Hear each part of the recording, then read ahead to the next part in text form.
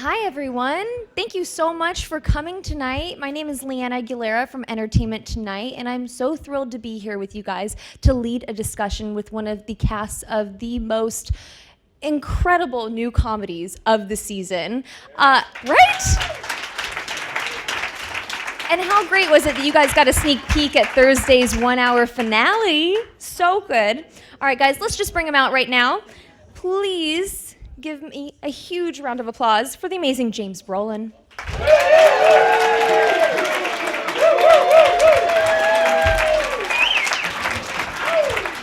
And of course, the wonderful Colin Hanks. Right here. Alrighty. Thank you so much. I think we need to cheer a little bit louder for Colin to bring him out here. Please help me welcome Betsy Brandt.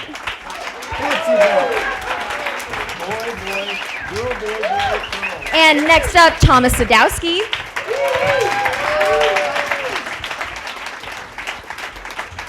Followed by Zoe Lister-Jones.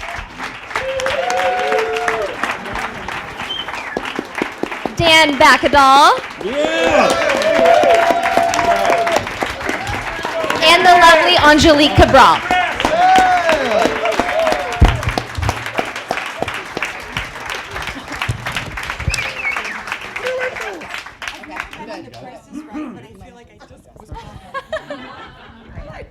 Come on down.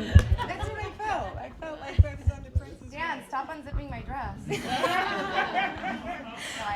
Well, I think that we need to give another round of applause for the fact that this is the #1 new comedy of the season.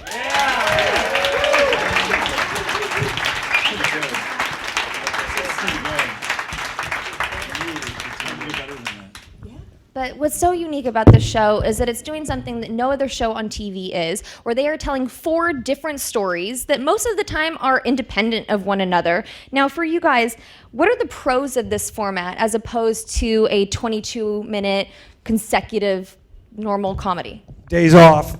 Yeah. He's not wrong. Schedule. The shooting schedule is pretty king for us. Yeah, I think it's the shared mentality. You know, we all. It's an ensemble show. It's a family show, and so it's sort of baked into not only the way that they schedule the show, but also how we shoot the show. We do swingles, so it's 2 to 3 cameras, you know, at a time per take, and so we shoot pretty quick throughout the course of the day. But also because, you know, depending on the script, sometimes it's scheduled as such that you can shoot all of, you know, one story in a day, and then if you're in 2 stories, well, then you get maybe half a day for the next one, and then maybe you're done. Or you're in 1 scene a day for 5 days, and you're in every single day, and you don't care because, you know, we all get along so well. I think it also allows you to be a fan of the show, us.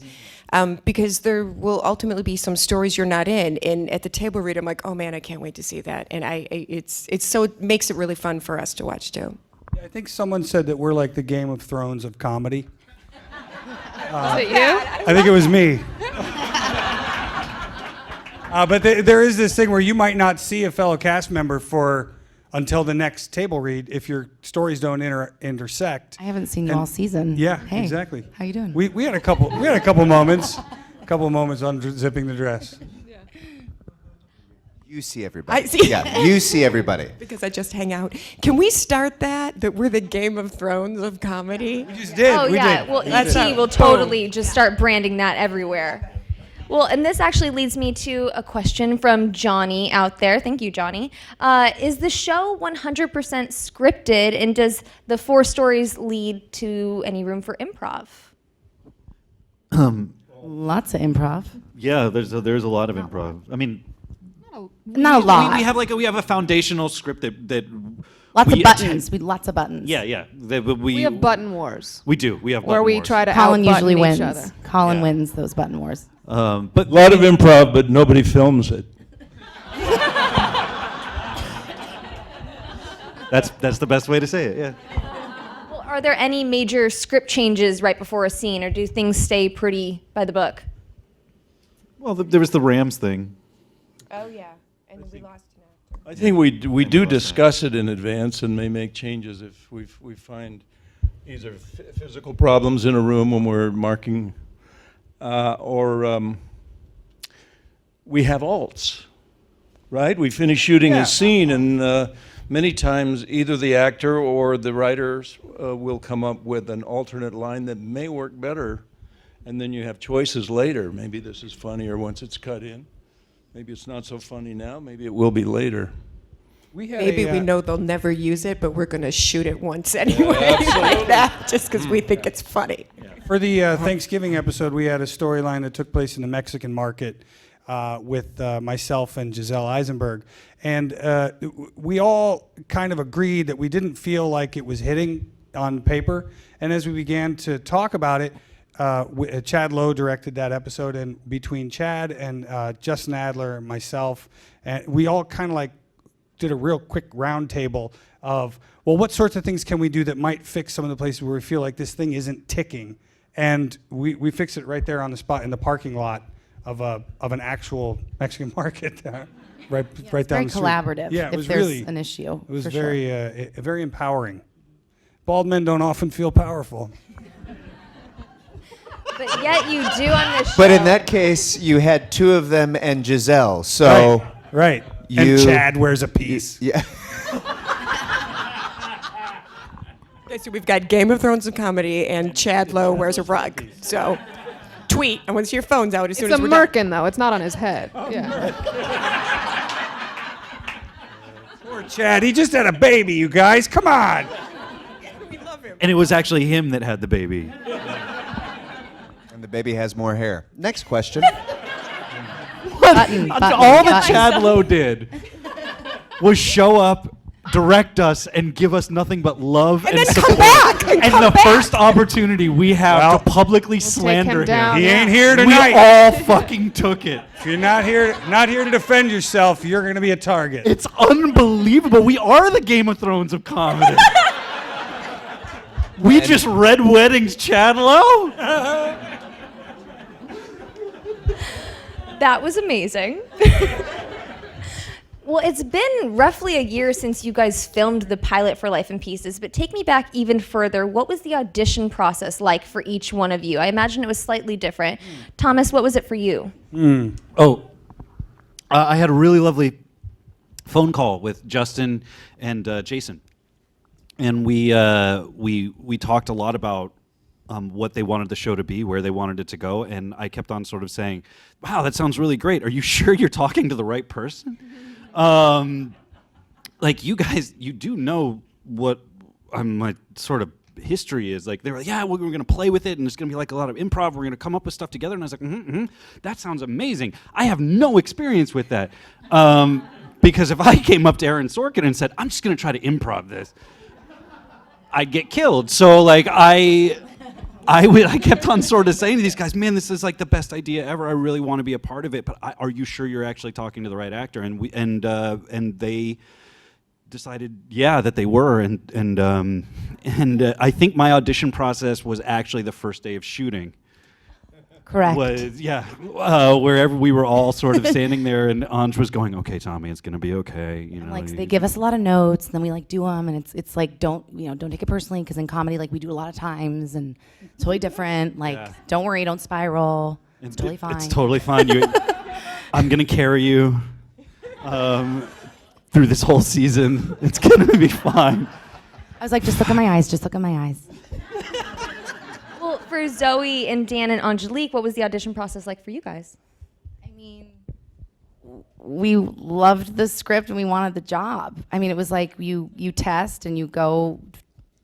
It was just like a dream. Like, this was one of the only scripts that I liked. And I remember meeting Jason Weiner and Justin Adler and being like, this is awesome. And then I booked it. So that was good. So successful. So successful, yes, successful. It was a good one. Mine it wasn't that out of the ordinary for any other audition process I'd ever had. You go into a room, you're given the sides, you go into the room, you prepare them, you do them, you walk out, they say, oh my God, that was so great. And you go, yeah, right. You go home, you get a phone call saying, boy, they really liked you. You go, yeah, sure. They want to see you again on Monday. Yeah, of course they do. You go in, you do the thing on Monday, and you go, all right, are we done messing around? You guys going to move on and pick the person you're actually going to pick and stop teasing me? And then I came in and I tested, and I might get a little teary-eyed here. And I did a little, a chemistry read. Call it amazing is what Yeah. I would call it. I did a chemistry read with Betsy, and she went really deep into the charade of making me feel welcome, and I'm it so was the scared. scene, it was the scene from the pilot where she pushed me up against the soda machine, and we start making out. And in the chemistry read, Betsy got into it, unbuttoned her shirt, and I was standing there going, "Oh man." She just unbuttoned her shirt. This job is, whoever gets this job is gonna be so lucky. This job.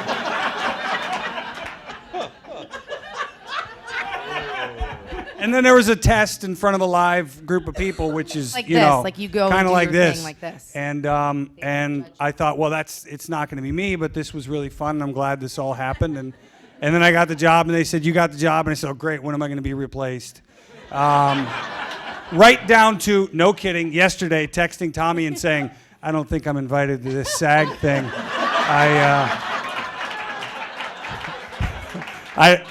Nobody's told me when to be there. I don't think they want me there. No kidding. Colin, So did you- horrible.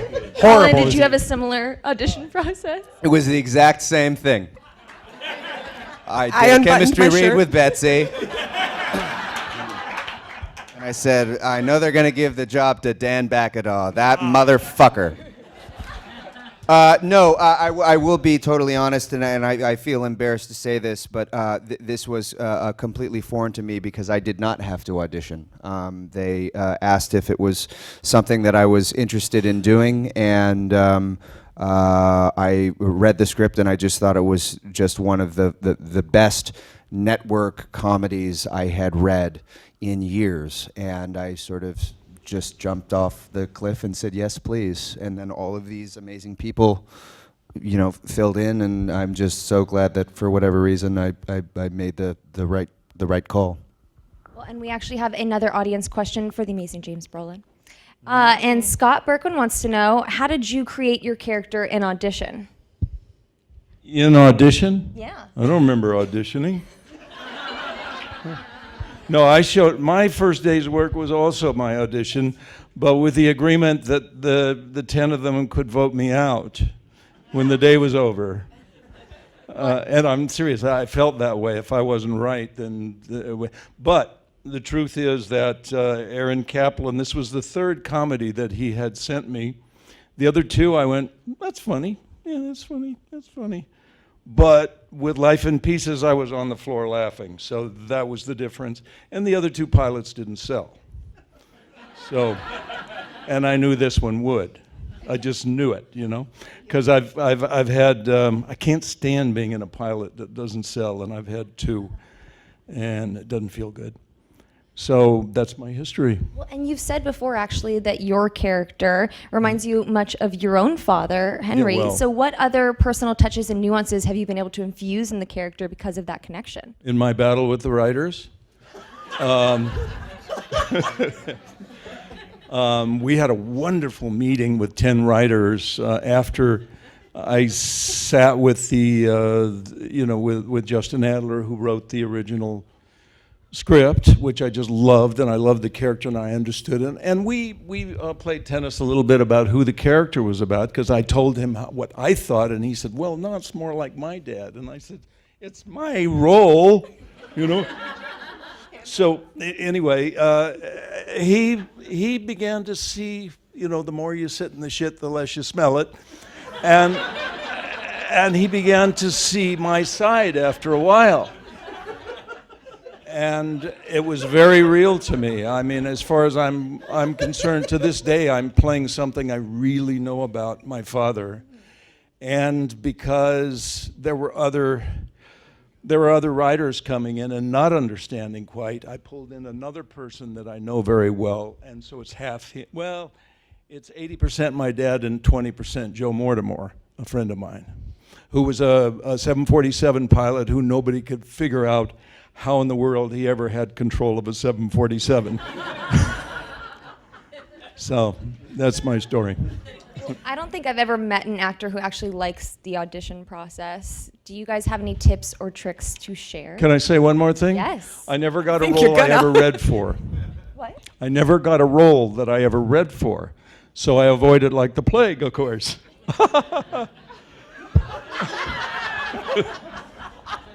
So that's what you do. You wait for them to call you. Don't the audition. offers. Don't Just wait for audition. offers. Straight to the top. Yeah. And I don't audition. neither did Mel Gibson. Actually, he was the one that told me he never got a role he ever read for, and I went, wait a minute, that sounds familiar. So that's my story again. I can always make Tommy laugh anyway. Well, now that we've had a full season of you guys together, tell me about what life was like on set, because I imagine it was absolutely no fun at all. This, yeah. Yeah. Pretty much this.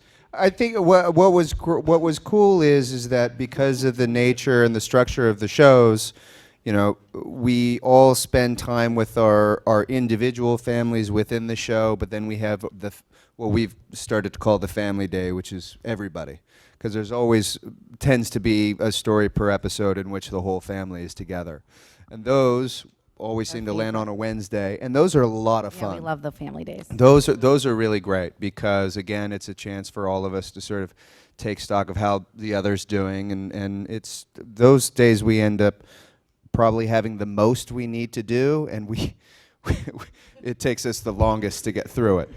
Yeah. Well, Betsy, Easily please distracted. share. Say it. Tell him. I was just thinking about that family day when The photo booth, old-timey photo booth piece. No, when I said to Tommy, I said, "Oh, listen, when you walk away in that moment, Jason Weiner, he just said he wants you to do all the single ladies dance when you walk away, and he said two things: it will be crystal clear, episode 17, and it's only going to work if you really, really sell it." And then I just couldn't stop laughing that entire time when I watched the show on TV.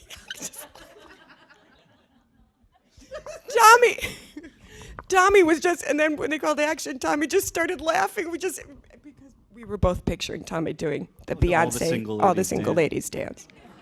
Which I didn't do, unfortunately. In my mind, you did. Yeah, that was sort of the amazing part about it. How good are you at the single ladies dance? Not terrible. We're friends, Tommy. In fact, don't know the single ladies dance, which is why Betsy had to imagine it for me. I did it like once, but it was really, yeah. But I mean, that's the thing. Like our family days are pretty unhinged. I mean, in the best possible way. And I think that it's a testament to the extraordinary people that we get to work with every day. And it's not just this group. I mean, this group is amazing, but we have this unbelievable crew that are just phenomenal. You got to tell them about trank darting. And the kids are amazing. Tell them about trank darting, dude. Okay, so I have this game to help pass the time where I will call out a crew member's name, and then I will pretend like I blow them with a trank dart, and then they have to pretend like they get hit, and then they have to fall down to the ground, and then I run up and I pull out like a red card, like a soccer like red card, and then I pose and I take a picture with my kill, if you will. And it turned into a full elaborate game that ended this season with me getting trank darted by our DP, who was wearing a Robin outfit on a catwalk with confetti, and someone coming in dressed up like like a dominatrix outfit and a ball gag playing Enter Sandman while they took my photo. It was the most Fellini experience I ever had. And I just remember going, I'm so proud of all of you. I'm just so proud. And so, yeah, the crew are most definitely part of the family on family days, for sure. Well, what are some of your pre-scene rituals? Like, who do you run lines with? What do you do in your trailer to stay focused? Betsy. will Let's go for it. Oh, gosh. Go for it, Betsy. a while for me to get there. I was like, do you want me to tell them how I knock on Dan's door and run away? Just one day, Colin was telling us about an actor who had inspired him and was saying, just go for it. And so that's something we like to use when we have sibling scenes together. And I'm not going to lie, the last sibling scene of the season, I was very sad. It was the last sibling scene of the season. We went for it. We went for it. There was an actress that I worked with that told me a story about she was just stuck on a movie with someone that she really did not like, and they had every scene together, and before every take, this person told my friend, "Just go for it," just before every take, like, ready, all right, sound, speed, and go for it, action. And so for me, that's just like one of my parlor tricks that I like to bust out. Like, oh, there's this one person, she told me about this story about go for it. And then the next scene, like the next take, I will whisper, go for it. And I told them that story.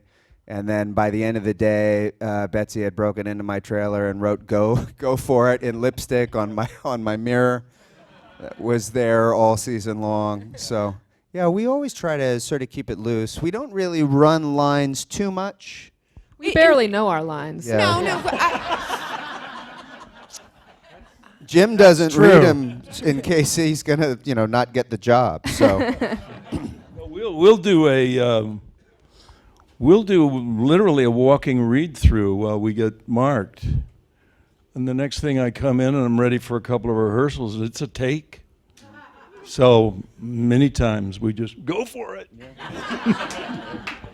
I like to. We'll run them in hair and makeup. Yeah, especially if the kids are involved, Yeah. especially if Giselle's involved, because she's kind of a wild card. She likes to go off the reservation frequently, and likes so to button. we will often say, let's really know this thing, because if she gets running, you better have an idea how to get back. And so we'll be really prepared on those days. But most days, I'll look at it the night before. I'll look at it in the morning while I'm eating breakfast. Maybe we'll run it in the makeup trailer, and then you actually memorize it while you're rehearsing. And then you go, I think I got it. The first two will be junk, but after that, we'll be good. and also with the alts, sometimes it's good to kind of be familiar with it, but not have it set in stone. But I think we're pretty good. I mean, those family scenes, those. I love that a lot of, even a lot of dramas don't do long scenes, and we'll do long scenes with a lot of people. They always take a lot longer to shoot, but we sure do have fun doing them. And then I think the payoff is so great. But if you don't know your lines, it's just a complete and utter mess, and would take us probably twice as long to shoot it than it takes us. Well, you guys have had some really sensational guest stars in season 1. Who were your favorites, and who would you like to come back for season 2? We're making it happen, people. I'd like to see us all come back for season 2. That'd be first. Let's do that first. I know we loved Jordan Peele when he came to play. He was just so fun playing Chad, and he's so crazy and quirky, but was like so amazing to collaborate with. And Loved the show. I mean, he that was loved the the show. thing. He was He such a was just- fan. He kept on Like- there was the thing. He's like, I want to keep coming back, but my schedule won't allow because I got 15,000 other things. It's like that it's I'm so doing. funny. We're like, really? You're So we kept in touch amazing. with him, and he was always like, "How's it going? What's going on?" But he was amazing when he would show up on set. We always have the best time. Yeah. He's just so So supportive. and lovely and And Mercedes. funny, and Mercedes. Yeah. Mercedes rules like a dream come true. I would say Martin Mull hit me in the Yeah, face. without a doubt. Yeah, he was great. Unreal. Now, all of you guys have had experience with both comedy and drama. What is the preference up here? Dramedy. I like comma.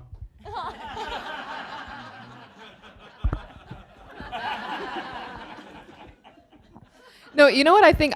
One of my favorite parts about this show is definitely not the cast, but other than that, no. One of my favorite parts about the show is that it does really bridge the worlds of comedy and, I mean, I don't know if it's drama, but like really heartfelt, authentic moments in a way that feels seamless. Yeah, And it's I like think- grounded. So there I are think moments for in all every of us, episode. that's nice that we get to explore both of those worlds. Well, and then we also have another question from the audience. Cameron McIntyre wants to know, what do you do to get into character for a comedy like this? I put my makeup on and Do our hair. do my hair and have my coffee. And then I step into my my British accent and my Spanish accent and then my Southern accent. And then I throw it all away. I think at this point the characters are us, so it's so easy to get into character because the writers have written for us. So we just have to look into each other's eyes, and that's it. Right, Betsy? Like that. See, Stop what's staring at happening? me. We're getting into character. Stop stalking me. Stop stalking me. I knock on Dan's door and then I run and hide. It's a process. It's true, she does. Knock, knock, knock. I open the door, no one's there. Son of a bitch. It's Betsy. Well, Betsy, actually, you went from the meth-fueled world of Breaking Bad. And now you're kind of the every woman that moms everywhere can relate to. What's it like having that dichotomy as an actor? Great. I mean, when you ask which you like better, comedy or drama, I always feel like I'm hungry for whatever it is I'm not doing, because we're all actors, and so you have all these different muscles, and you just every once in a while you need to flex a different one, or you need to do a weird play, or you need you're like, oh, I don't want to go that long without flexing that muscle, because then when I go back to use it, it may not be so ready for me to use. But the other day I was talking to my real life husband, who's only just slightly more special to me than you, Dan, just slightly more. This guy's got a head of hair like you wouldn't believe. But I was saying how nice it is to play a character that's genuinely happy. Like, she's happy. It's so nice. And I also, like, when we're all kind of, it's season 1 for us, so we were making these people with our writers, and it was also really nice to just kind of let Heather surprise me, and knew that it would be nice. Don't get me wrong, I had the time of my life on the other shows that I did, but it's so nice, and when people come up and tell you that they identify with you, it's totally different than like, oh, yes, we lost someone to meth. It's not like that. I was also molested on Masters of Sex, and that's also a different kind of, recognition, different kind of comedy, Jim says. So on this, it's like, oh my God, hey, it's you, and I feel like it's really, kind of brings everybody together, because it's all stories that in our lives that we feel like we live, and it's just, it makes me feel good, especially with so much shit going on in the world. I'm really thankful to be on this show. Well, yeah, cheers for that. Well, and for Angelique and Zoe, you two ladies are guest star gurus. When you put your two careers together, you've been on pretty much every single show on TV. Now Thank that you you've so had much. now that you've had a full 22 episodes to really sit into Colleen and Jen, what's it like when you look back on that? I mean, Take it away. you go ahead. Go ahead. I mean, I'll say that it's so fun to jump around and do lots of different shows and get a taste of this cast and this. But when you're a guest star, it's never like your home. It's never your family. So this feels like for me personally, it feels like I can like sigh and like breathe and like settle in. So it's a very different feeling. And it also, we're just so lucky and blessed to have a show that shoots here in LA with the schedule that we have, with this cast and this crew. Like, it's not lost on any of us how lucky we are to have this particular show in a time when a lot of shows shoot out of town and they have crazy hard schedules and you only get 10 or 8 episodes. Like, we're really lucky, and I think that that's what I take away from this first season, is like how rad this experience has been and how lucky we are. Yeah, I would second that. You're welcome. Yeah. I mean, I don't have anything else of substance to add. Yeah, it's 'Cause I great. talk a lot. It's I awesome. talk a lot. I mean, 22 is always better than like 5. You know. But also 22 was like hard. Like, I don't think that we know, like I was, you get a little tired at the end of 22, and it is a long haul. Yeah, but weirdly, wasn't it but it also like it was exhausting? But Felt like the no day- time. But it felt like no went time. right I by, think- and then once it was over, it was like, why the fuck is it over? And then we were like so sad because we see each other and we like miss each other, and we have like 3 more months or 5 more months, however long, until we go back to work, hopefully, fingers crossed. But like Colin said, I think it's because of the schedule. Like we don't work every day, so we're not as exhausted as we would be if we were on a drama working 5 days a week, I mean, I agree with you. It is. It's hard. Like it's really, really fun. But there is something to that. Dying is easy. It's comedy that's hard. I don't think the dying is easy necessarily, but there's some days where you're just like, God, I wish I could have come up with something better than what I'm giving you right now. Again, hang on. I know I'm gonna. And some days it's just like you can't stop. You have all these ideas. You have all these. Some days are just easier than others. But it's a lot of work. But it's so great that you feel. We have this amazing group, and so you're never out there alone. No, thank God. I mean, there are days when you can literally, when you realize you have nothing to offer of value, and you can just kick that shit into neutral and let your amazing scene partners take the scene and run with it and like just be wallpaper because that's all that you've got. I found myself This in is those a cry for positions. help. No, but like honestly, like I mean, that was the thing. Like especially particularly early on in the season, with I was just looking at Anji and I go, babe, this one has to be on you because I got nothing. I have no idea how to make this funny. I'm sure that it is, but this one's on you. Like you take it. You're so good. I'm just here to look at you. And like, Look in her eyes. I am And I look not at her. complaining. You can look at me all day. Well, is it rare in this industry to have a cast that's as close as you guys are? Yes. I mean, I feel like everyone always says that their casts are super close, but I don't believe them because I feel like we're so like this is the real the real deal. So I'm like, you guys are all lying. This is the best cast and we're the closest. I really feel like that. Don't you feel like that? There's zero chance that anyone else is as close as we are. That's how I feel. Not even Game of Thrones. No, I think it's by each job. Each job is different. Each job has its own nuances. Each cast has its own nuances. So the idea of like, which do you prefer, drama or comedy? I've been on some really unfunny comedies, and I've been in some really not dramatic dramas,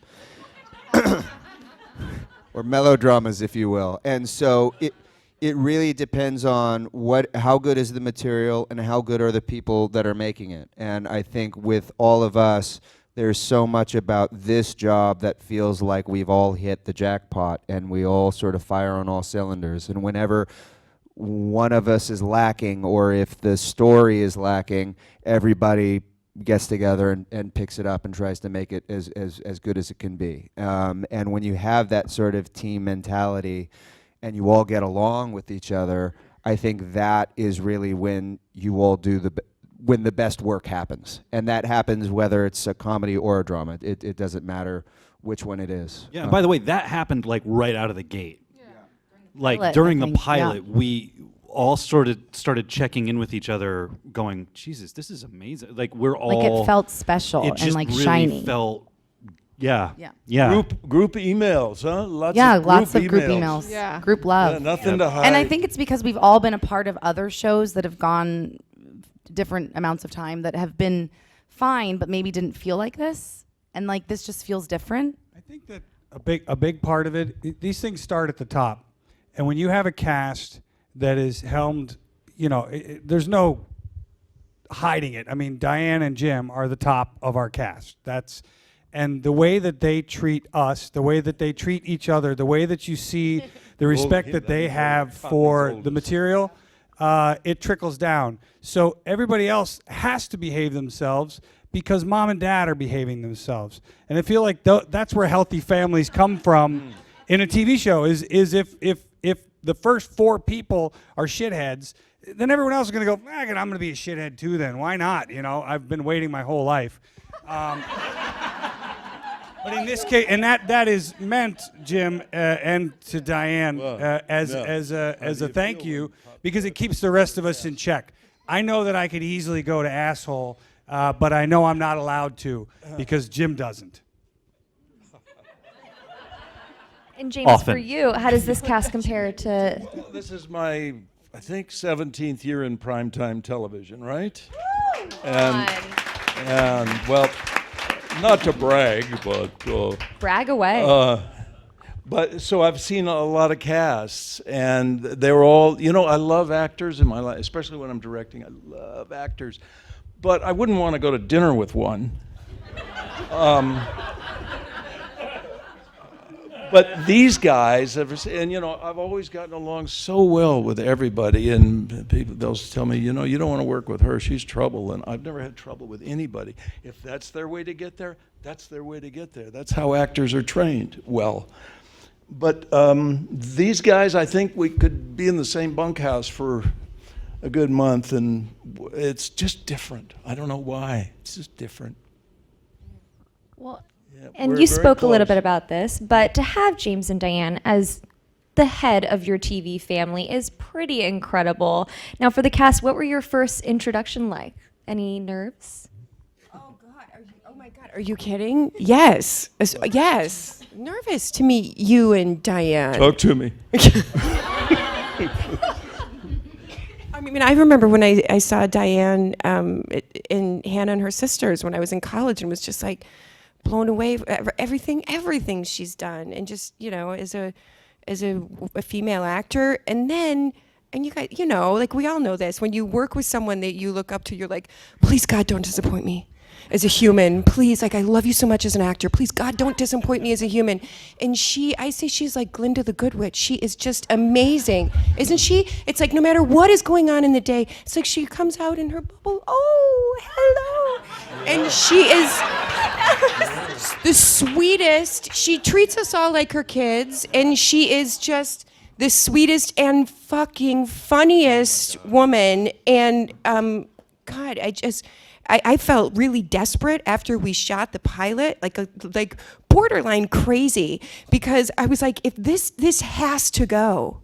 I knew how good it was, I knew how good it could be, and how lucky for all of this. That I did not get, until, you know, it takes a while to really get what it takes for a show to be that good, to be successful. All these things have to just come together, and if one thing is off a little bit, and I felt like we all felt that during the pilot, and we were like, please God, CBS, don't do anything crazy, pick it up, please, please, please, please, please, come on, we can do this. And I'm so thankful, because it's so fun to do, and everyone top to bottom that we get, all the guest stars, the co-stars, I mean, even the actors, I hope you all get to be on it. A couple of lines, like, everybody brings their A game, and it's so fun for us, you know, so fun. The pilot was actually a very weird experience, because for that particular episode, all the stories were separate. So we actually all worked together only one day. And I wasn't even in the family day. And I like you met weren't no even- one except yeah. Tommy. You It was were so only weird. with Tommy, yeah. So it was kind of weird, because I worked with Jim and Diane one day. And I'm like, well, I hope I get to spend the next 7 years with you. I hope. I don't know. I mean, today seemed pretty good. We got kind of stir crazy at the end, but you know, maybe that's just because it was us shooting the same 7 pages all day long in a funeral home. But yeah, so I think really, you know, the pilot was this thing where we all were checking in with each other, saying like, this seems like a lot of fun. I hope this is cool. And then once we all started, once the show got picked up and we were doing our first episode, I think that's when we all were sort of starting to have our little moments of geeking out, you know, with each other. I was lucky that somehow I landed at Gold Star Studios out in the middle of Long Island, starting to shoot something, and I was first introduced to my wife, who was Diane, on Sisters. And that was a year and a half ago or 2 years ago. So we spent 2.5 months together, and I got to know the joys that everybody's talking about of her then. And so, you know, it very well could have been that she mentioned me, but I do know that that Aaron Kaplan was friends with Jason Miller, our director, and may have mentioned me for this role. But to me, it's all kind of just lucky moments together where I landed here with you guys, and felt comfortable with Diane the first day. I looked at all you guys and go, let's see, who don't I like? I couldn't come up with anybody. Well, now I think is the time that we need to share a little bit of the wealth. So we're going to go down, and if you all could reveal the best piece of acting advice you've ever received, and we can share it with the room. And we're going to start with you. Received or came across. Never let a director direct you if you want a career. Jim has told me that. It doesn't mean that it's always true. How do you work, man? Don't audition. won't audition. Don't I do won't what the take director direction. says. I'm not getting a job, and I'm getting fired if I do those things. No, it's just a 10-minute conversation in private. I'll talk to you later. But I came across it in Brando's book, Songs My Mother Sang for Me, and I went, geez, he's right. Because I was such a sensitive young actor that I would do exactly what the guy said, only it didn't fit me at all. And you all have been through this.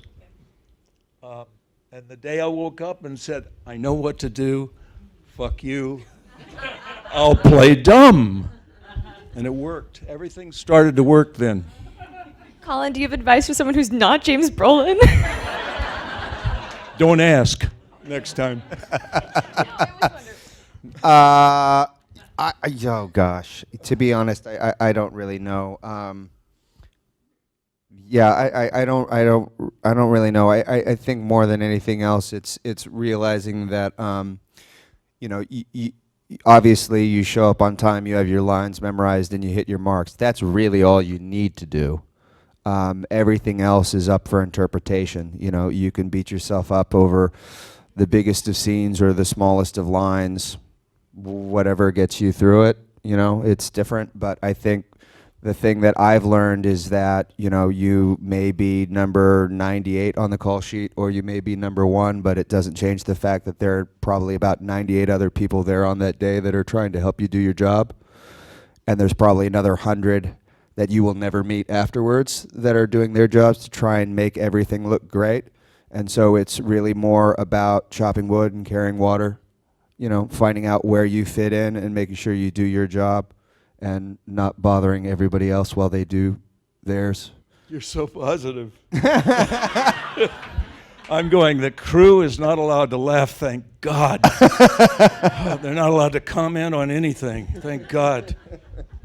Now, when you're doing a play, you get immediate reaction, but I love a soundstage. Nobody's allowed to say shit. Well, rather than to put you all on the spot going down, does anybody else want to just throw out any of their advice that they've received? There's something I've been fond of saying since I discovered it was true. It's been my experience that the only way to know what you're going to get as an actor is to quit. You quit, and you'll never work ever again, and you know exactly what your career will be for the rest of your life. So when I have young people approach me, I worked in improv extensively in Chicago, and I have young people approach me all the time and ask me about that. And I say, my advice is don't quit. Don't let someone get you down. Don't let someone tell you you're not talented. Don't let someone convince you that you don't belong here. If you know in your heart that you belong here, you stay. I'm not saying that means you're going to work. I'm saying I don't know what will happen. But you can guarantee what will happen if you quit. You'll never work again. Kind of along the same lines as that, I would say that you can't wait for the job to make you happy. We have to really focus, I think, as actors. Most of our lives we're going to be unemployed. So I think there's like a statistic that it's every 100 jobs you get a job, or something, or every 100 auditions you get a job. So, I mean, that's a lot of not getting a job, and that's a lot of like not being employed. So you've got to be happy day to day, find happiness however that is for you, whether it's your family or some sort of outside, volunteering or teaching or whatever it is, so that you're you're happy whether or not you have a job. You're happy whether or not you get the gig. Because I teach here in Los Angeles at Leslie Kahn Studios, and I get these kids, not kids, they're adults, our age, who are like constantly like, oh, I'm just so bummed. I didn't get the job. I didn't get the call back. When's it my turn? They're so bitter. Then you shouldn't be an actor. You've got to love acting. The audition is your acting for the day. That is your job. So you go in every day and you make a fan in the room and you go on and you make another fan and you make another fan. That should be enough. You can't wait for the job to make you happy. You've just got to find it in other ways so that the job is just icing on the cake. Angelique for SAG-AFTRA president. Oh my God, yes, that's that. Oh yeah. And you have a fucking voice. I feel Drop like the mic. it's become a thing that it's become something that's become. I grew up in the theater and transitioning into film and television made me very, very acutely aware of something that has become sort of du jour in the last, I don't know, maybe decade or maybe a little bit more. And it's not entirely unwarranted, but that the actor has become entirely devalued as a member of a collaborative process. Some of that has to do with the fact that you have a lot of people who are not actually actors who are who get jobs and show up on set and fuck off and ruin it, frankly, for the rest of us. If you're lucky enough to be working as an actor, the best piece of advice I ever got was that you're the first to show up and you're the last to leave. But also, you have a fucking voice. It's a collaboration. This is a collaborative art form between writer, director, and actor. And then when you get onto a film set, then there's a cinematographer and sound people and all these amazing people who, like Colin said, are attempting to help you do your job to the best of your ability. But don't ever forget that you have a say in what you do. And like, you should. You're an artist. You have to have a voice. You have to have a purpose. You have to know why you're doing what you're doing. And that means not only on set, but out in the world too. I mean, it's, Stella Adler used to say, like, an actor's job is to be completely invested. An actor and an activist are often the same thing. I don't know exactly what that means. And I'm certainly not here to pitch, social activism or whatever it is, or political activism to anybody if that's not your truth. But I think that on some level, Stella's right, that you have to own your truth and you have to bring your truth to whatever you do. And your truth is fucking worthwhile because you're an actor, you're an artist, you belong in that room, and your voice belongs there too. It has to be there or else the collaboration doesn't work. And don't ever, ever, ever forget that.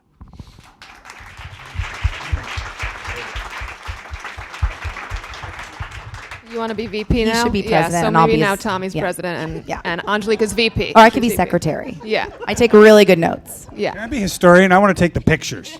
Yeah. The historian? Historian, I'll take That's the pictures. not a job, Dan. Yeah, it is. No. Not at SAG-AFTRA. I don't think so. I have a really, I just remembered an audition piece of advice that's like circling back, and it's not going to be as profound as what Tommy said. But I was told once that an audition is like a first date. And it actually really stuck with me because I think what this actor said to me was, you go in and you want to like engage that person in a way that draws them to you without feeling desperate, and it's that delicate balance. I think that really, it does mimic that kind of first date quality that I think you do have to, I think you have to have a real, I guess this does kind of echo what both Angelique and Tommy are saying, is that you have to have a real sense of who you are when you walk in, so that you go and you give everyone a piece of your truth and draw them to you, and then you've done your job, and it's not about, I guess, what they think. It's about how you feel in that moment, and really just showing up and doing that. I love that. Yeah, Betsy, go. Yeah, and if you fake it, you might get laid that night, but you're not getting married. Okay, you're historian. Yeah. We didn't really, we've kind of now talked about auditioning, but we didn't really talk about auditioning so much before, and that's such a part of, for every actor, a part of what we do, and it can be the thing that makes you feel so amazing that day, and the thing that makes you feel like, oh my God, why did I even get out of bed today? But the best advice I ever got was, to look at it that is your time to act that day. Whatever space you're going to go in, and I find it even more so now because I don't know if I really wish we were in the room with people again instead of just being videotaped a lot. And I really just am like thankful to have that space and have one, maybe two people or however many people are watching me.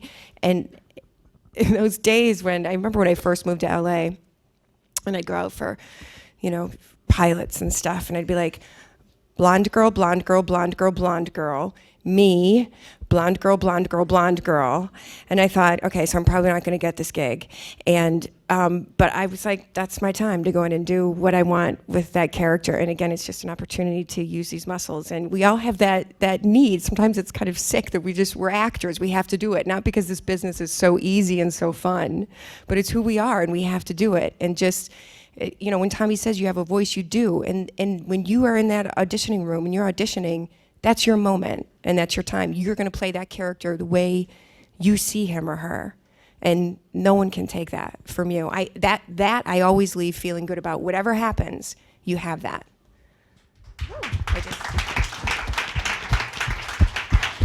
Now, unfortunately, we have to wrap this up, but we are going to end it on a super high note. And thank you, Joe Patain. For everyone, how does it feel to be living your dreams of consistent acting? You thought this was going to Very be fright- over? Guys, frightening. we're just getting started.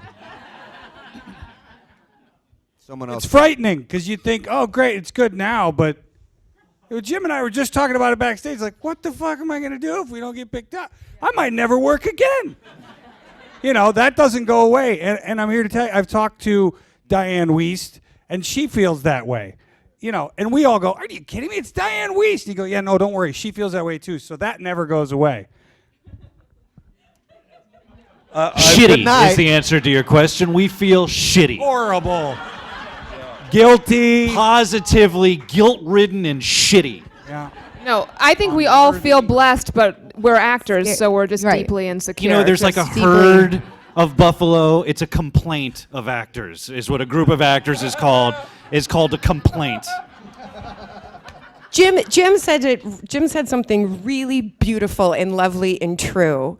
When you said when you walk up to the stage door every day when we go to work, I feel like I'm going to cry because I feel so lucky to be on the show.